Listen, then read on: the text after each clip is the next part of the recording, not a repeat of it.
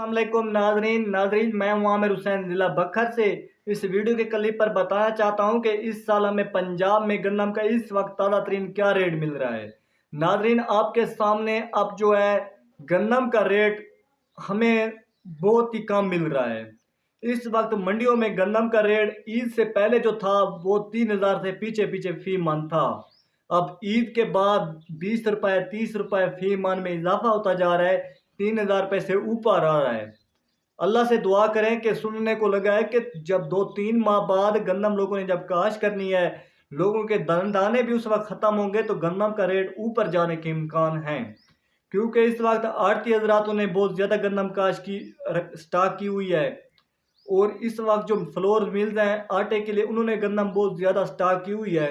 किसानों ने अपनी गंदम कई लोगों ने रखी हुई है, जिन लोगों के पास पैसा वगैरह थे तो वो अभी तक गंदम के रेट के इंतज़ार में हैं कि वो रोज़ देखते हैं कि गंदम का जब रेट ऊपर जाएगा तो वो फौरी सेल करेंगे। अब भी रेट, अब गंदम को 2-3 माह के लिए इंतज़ार करें। जब 2-3 माह गुजर जाएंगे इंशाल्लाह गंदम का रेट ऊपर जाएगा, किसानों को तभी कुछ बचत होगी।